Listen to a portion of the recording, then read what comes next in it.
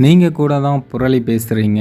சவுக்கு சங்கர் வழக்கில் அரசுக்கு உயர்நீதிமன்றம் சரமாரி கேள்வி. சென்னை உயர்நீதிமன்ற நீதிபதிகள் எஸ்.எம். சுப்பிரமணியம் மற்றும் வி. சிவஞானம் ஆகியோர் அமர்வு முன்பு சவுக்கு சங்கர் குண்டர் சட்டத்தின் கீழ் காவலில் வைக்கப்பட்டதை எதிர்த்து தாயார் கமலா தாக்கல் செய்த ஆட்கொணர்வு மனு மீதான விசாரணை நடந்தது. சவுக்கு சங்கர் வழக்கில் அரசுக்கு உயர்நீதிமன்றம் சரமாரி கேள்விகளை முன்வைத்து வருகிறது. நீங்கள் கூட தான் நீதிபதிகளை விமர்சிக்கிறீர்கள், புரளி பேசுகிறீர்கள், அதற்காக உங்கள் மீது நடவடிக்கை எடுக்க முடியுமா என்று கேள்வி கேட்டது. அப்போது சவுக்கு சங்கர் நீதிமன்றத்தால் சிறை வைக்கப்பட்ட பிறகும் தொடர்ந்து இதுபோன்ற கருத்துக்களை தெரிவிப்பதால் அவருக்கு பயம் காட்ட நினைத்தோம் என அரசு தரப்பு வழக்கறிஞர் கூறினார். இதனை கேட்ட உயர்நீதிமன்ற நீதிபதி சுப்பிரமணியம், சமுதாய கேடுகளுக்காக எதிராக நீங்கள் நடவடிக்கை எடுக்க வேண்டுமேயின்றி சமுதாய கேடுகளுக்கு எதிராக குரல் கொடுப்போருக்கு எதிராக அல்ல. சவுக்கு சங்கருக்கு யார் தகவல் கொடுக்கிறார்கள் என விசாரித்தீர்களா?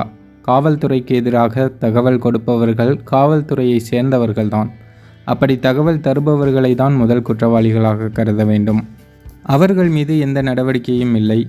சவுக்கு சங்கரின் கருத்துக்கள் அரசியல் ரீதியிலானவை. தேர்தல் பிரச்சாரத்தில் கூட தான் அரசியல் ரீதியிலான விமர்சனங்கள் முன்வைக்கப்படுகின்றன.